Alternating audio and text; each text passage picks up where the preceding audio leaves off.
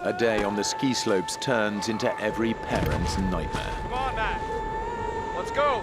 Stranded in an icy wilderness, hopes of rescue fade. A father faces a heartbreaking choice. I'm gonna die. To wait for rescue or go for help, leaving his young son alone in a frozen cave on the mountain. Hardest decision I've ever made, to leave a child of mine behind.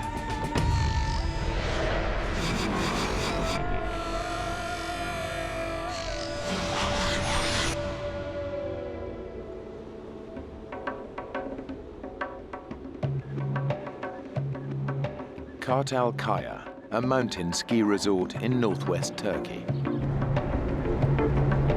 We had boots that you laced up. U.S. Air Force Lieutenant Colonel Mike Kuyard is taking a few hours off to go skiing with his two sons. I hope we have a lot of snowball fights. Mark is 12 years old.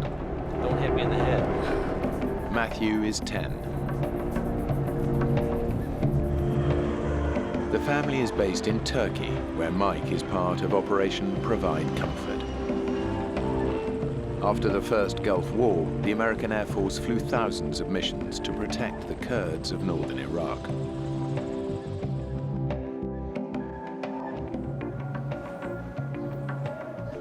While Mike takes the boys skiing, his wife Mary stays at home with daughter Marisa. A lot of people we know are going, but it's mostly dads and their sons. And I'll stay back and I'll keep Marisa. Got you all myself tonight. Mike and Matthew can hang out, and Mark can be with his friends, and it'll be a great father-son day. What's the time? For Mike, today's a rare break from duty and an opportunity for a boy's day out. He and the boys are traveling from their home in the Turkish capital, Ankara, up to the remote mountain resort of Cartal Kaya. By American standards, Cartal Kaya is not a real big mountain. It's about 6,000 feet. We'd been there once, and we hadn't really totally explored the mountain, but it was, certainly a good place for us to go with the family.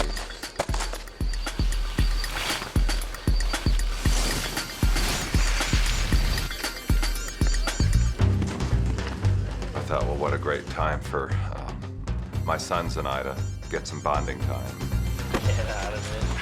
Matthew's got a quiet strength and heart of gold. He just cares about people. Mark's always been a very curious one, very adventurous.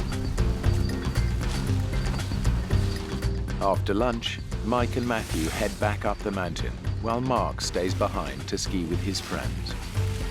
Matthew and I were together, and Mark and his friends gonna go on their own for a while.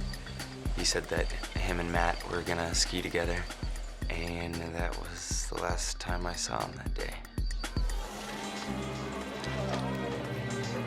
Tired? We were pretty tired from skiing all day, and the resort was about to close, so we decided to go on one last run and take 3 different lifts all the way up to the top of the mountain. We've been skiing in Colorado where you have a nice sunny day and then you see these wispy clouds rolling around the top of the mountain, and that's kind of what it was starting to look like. The weather at the top was much worse than at the bottom. The mountain of Cartal Kaya is rarely welcoming. And by the time Mike and Matthew reach the top of the lift, a solid bank of fog has rolled in from the Black Sea. Locals call it the Mister. It produces a whiteout, and the ski slope back down to the resort is no longer visible. There's 2 different paths you could take, the left or the right.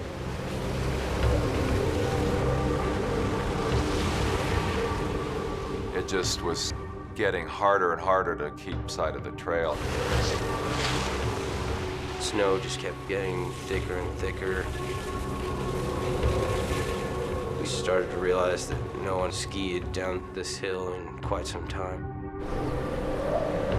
We've lost the lift. I think it's over there. We'll have have to sidestep up the slope.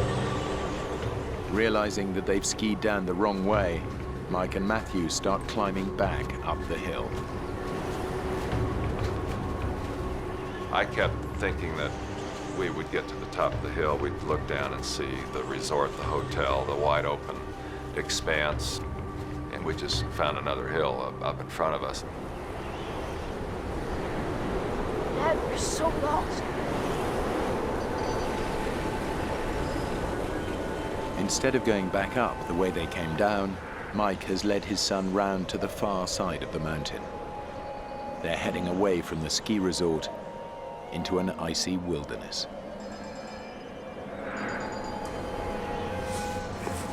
Probably by now it's between 3:30 and 4, and it's already starting to look like the sun's going down, and it's getting on towards twilight. Dad, you okay? It's okay. I'm good. Down at the ski resort, the bus home is about to leave. Have you seen my dad? Mark hasn't seen his dad and brother since lunchtime. Have you seen my dad? When I got to the bus, my brother and dad weren't there. Have you seen my dad? So I figure, the bus will have to wait a minute, but they'll show up, and they didn't. We've gone miles by now. I just knew we couldn't go on. Matthew was just totally exhausted, cold and soaking wet.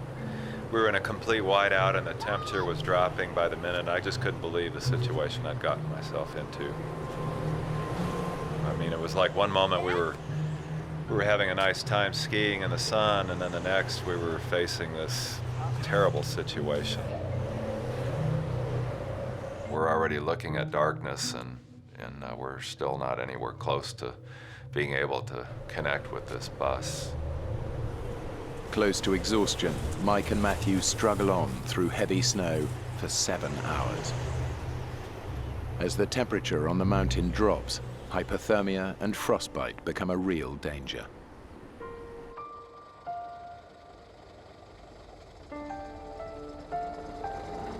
As the bus drove away, it was pretty much that moment when I knew that something was really wrong.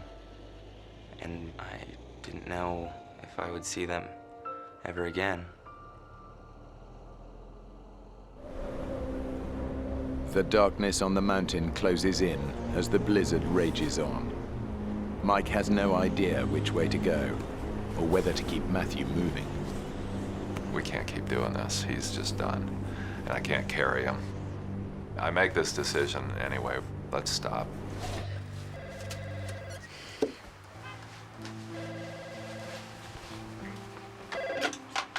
Hello? Hello, Mary. It's Wanda. At the ski resort, Mike's colleague, Major Wanda Villiers, is looking after Mark. Look, Mary, there's a bit of a problem. My friend Wanda was on the phone, and she said that Mike and Matthew had not come down off the mountain. Well, where are they? Well, we just don't know. I'd had a lot of survival training. I knew how to make a shelter. So I decided to go up the slope a bit and see if I can find a good tree to spend the night underneath. Just took my ski and wove it in between the branches, put our ski poles in there and branches off the surrounding trees, and just wove those in, and it made kind of like a little roof. The lion's share of your body temperature can be soaked up by just laying on cold ground, so it's very important to get a layer of pine boughs underneath us. What comes from the back of my mind, like a ton of bricks, is the full weight of the situation. Hey, we're gonna be out here. Despite the conditions, a search and rescue team is sent onto the mountain. As I was looking out the window, kind of hoping I would see them coming down the mountain, I could hear the loudspeakers playing Turkish pop music on all the ski runs, hoping that my dad and brother would hear it and find the hotel. By now it's late into the night, and I'm just thinking, how is Mary gonna take this news that we haven't come back? As we're settling in, I'm formulating a plan. What am I gonna do tomorrow? Because tomorrow's gotta go on.